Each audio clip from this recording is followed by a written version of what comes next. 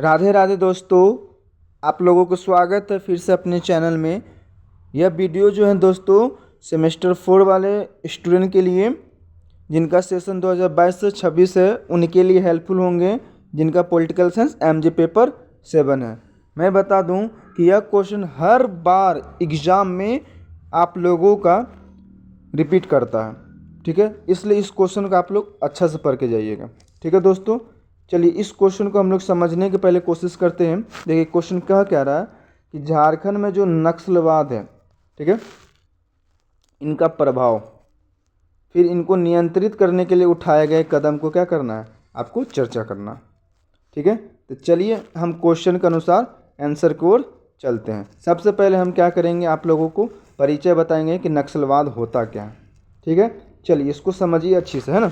देखिए नक्सलवाद एक सामाजिक, आर्थिक और राजनीतिक समस्या, ठीक है, यानी सामाजिक समस्या भी है, आर्थिक समस्या भी है और राजनीतिक समस्या है, जिसका संबंध वामपंथी उग्रवाद से, ठीक है। ये भी याद रखना, वामपंथी उग्रवाद से इनका है, ठीक है। ये भी आपको याद रखना, वामपंथी उग्रवाद से होता है, ठीक है। आगे देखिए इसका उदय, ठीक है, इनका जो उदय है ये भी याद रखना, इनका जो उदय होता है यानी इसका निर्माण कहाँ से होता है, वो भारत में 1967 में पश्चिम बंगाल से होता है, ठीक है। पश्चिम बंगाल के नक्सलबारी गांव से होता है, तो ये भी याद रखना। नक्सलबारी गांव से कब होता है, 1967 में होता है।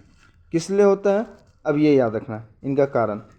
ये होता है कि जहाँ किसानों को और आदिवासियों ने भूमि अधिकारों और अन्य शोषण के खिलाफ जब हथियार उठाएं, तो जो हथियार उठाएं उन्हीं को क्या कहें, नक्सलवादी कहें, ठीक है। चलिए अब बताते हैं इस आंदोलन में, ठीक है, इस आंदोलन में कौन नेतृत्व किया था। तो चारू मजमूदार और कानू सन्याल जैसे नेताओं ने इसमें भाग लिया था, और यही आंदोलन क्या होता है, बाद में भारत में पूरा फैल गया, तो इसे ही नक्सलवाद के नाम से जाना गया। तो नक्सलवाद होता कौन था, जो किसान होते थे, जो आदिवासी होते थे, ठीक है, वो उनका जो शोषण होता था, ठीक है, और उन अपने शोषण के खिलाफ जो हथियार उठाते थे, ठीक है, तो उसी को क्या कहते थे, जो हथियार उठा लेंगे और आंदोलन करेंगे, और आंदोलन जो भारत में पूरा फैल गया, इसी आंदोलन के बाद में क्या कहेंगे, नक्सलवाद आंदोलन के नाम से जाना जाता है, नक्सलवाद के बारे में नाम से जाना जाता है। तो परिचय समझ लीजिएगा, ये डेट याद रखेंगे 1967, एमसीक्यू में पूछ सकता है। ये पश्चिम बंगाल याद कर लीजिएगा और नक्सलबारी याद कर लीजिए, ये सब आपके एग्जाम में एमसीक्यू में भी पूछ सकता है, ठीक है। चलिए आगे देखते हैं हम लोग। अब बात करेंगे हम लोग झारखंड का केवल, क्योंकि झारखंड का ही हमको पढ़ना, पूरा देश का नहीं पढ़ना है। क्वेश्चन के अनुसार आपके एग्जाम में केवल झारखंड पर ही आएगा, ठीक है। देखिए झारखंड में नक्सलवाद है ना, लंबे समय से एक गंभीर समस्या है, ये याद रखिएगा, ठीक है, बहुत गंभीर समस्या। क्यों, देखिए यह समस्या राज्य के सामाजिक, आर्थिक और राजनीतिक ताने बाने को प्रभावित करती है, ठीक है। तो वहाँ के जो सामाजिक भी और आर्थिक और राजनीतिक तीनों चीज़ पे ये प्रभावित करता है, ठीक है। और नक्सलवादी जो मुख्य कारण जो जुड़ने का था, क्या कारण है जुड़े, मुख्य रूप से हैं वो कौन है, आदिवासी है। कौन कौन जुड़ा उनमें, आदिवासी, या तो वंचित वर्गों जो गरीब हैं, या बेरोजगार हैं या बेरोजगारी है, भूमि अधिकार की अपेक्षा और सरकारी सेवाओं में कमी में छुपी हुई, मतलब ये लोग जो आदिवासी हैं या बेरोजगार हैं, गरीब लोग हैं, ये लोग क्या हुआ, नक्सलवाद के जड़ों मुख्य रूप से इन्हीं पे क्या हुआ, निर्भर है। तो ये चीज़ आपको याद रखना है, किन पे निर्भर है, ठीक है। चलिए आगे समझते हैं अब इनका हम प्रभाव, नक्सलवाद का प्रभाव क्या होता है। पहला पॉइंट में हम लोग देखेंगे सुरक्षा और हिंसा का प्रभाव, ठीक है। देखिए इनको हम 2 पॉइंट में हम बांट दिए हैं, इनको समझ सकते हैं आप। देखिए पॉइंट से, नक्सलियों और सुरक्षा बलों के बीच संघर्ष हुआ। अब तो मान लो प्रभाव में संघर्ष तो होगा, अब संघर्ष में क्या होगा, बहुत लोग क्या होगा, मारे जाएंगे। तो ये आसान सा पॉइंट है, नक्सलियों और सुरक्षा बलों के बीच में संघर्ष हुआ तो बहुत सारे लोग मारे गए। आगे देखिए इसी में नेक्स्ट पॉइंट क्या है, ये भी ध्यान रखिए कि आम जनता भी हिंसा और डर के माहौल से जीने को मजबूर होती है। तो हिंसा और डर के माहौल में क्या होगा, आम जनता भी क्या करेंगे, जीने लगेंगे मजबूर होकर, ठीक है। ये पॉइंट आपको याद होना चाहिए, ओके। चलिए नेक्स्ट, ये था सुरक्षा और हिंसा पे। नेक्स्ट पॉइंट प्रभाव में देखिए आर्थिक प्रभाव भी पड़ता है। आर्थिक प्रभाव में क्या पड़ता है कि देखो भाई, अगर नक्सलवादी ज़्यादा होगा, ठीक है, इलाके में प्रभावित हो, क्या कंपनी निवेश करेगी? नहीं करेगी। वही लिखा हुआ है कि औद्योगिक विकास बाधित हुआ क्योंकि नक्सल प्रभावित इलाके में कंपनियां निवेश करने से क्या होती है? डरती हैं। ठीक है, नेक्स्ट पॉइंट में देखिए क्या लिखा हुआ है। जब नक्सलवादी ज़्यादा रहेगा, सड़क भी, बिजली भी, स्वास्थ्य भी, सेवा विकसित नहीं करेगा। तो ये आर्थिक प्रभाव हुआ ना भाई। आराम से बात समझ, आर्थिक मतलब समझ सकते हैं। अब बात करेंगे सामाजिक में क्या हुआ। तो सामाजिक में क्या हुआ कि अब जब नक्सलवादी है तो शिक्षा में, स्वास्थ्य में, सेवा अच्छा से नहीं प्रभावित हुआ। फिर सामुदायिक भी सरकारी तंत्र का विश्वास कमी हो गया। तो ये इनका क्या होता है? सामाजिक प्रॉब्लम, सामाजिक प्रभाव होता है। पॉइंट बाय पॉइंट इसलिए लिखा था कि आपको याद हो जाए ना। चलिए, कोई पॉइंट भारी नहीं लिखा हूँ, है ना। चलिए आगे नेक्स्ट। इनका प्रशासनिक समस्या क्या होता है कि नक्सलवाद के कारण सरकारी अधिकारियों और कर्मचारी को काम करने में कठिनाई हो जाती है। काम कैसे करेगा भाई, है ना। चलो नेक्स्ट देखिए, इसमें क्या है कि देखिए पुलिस प्रशासन का ध्यान जब नक्सल समस्या को सॉल्व करने में होगा तो मेन मुद्दा पर काम ही नहीं करेगा, है ना, नहीं करेगा। जैसे देखिए समाधान होगा तो अन्य विकास पर ध्यान ही नहीं जाएगा, कम ध्यान देगा, है ना। नक्सलवाद ही सॉल्व करते रहो तो विकास कहाँ से होगा, है ना। तो यही एक सामाजिक क्या होता है? प्रशासनिक प्रॉब्लम हो जाता है। ठीक है, प्रभाव। अब इसको नियंत्रित करने के लिए क्या क्या किया गया, देखो।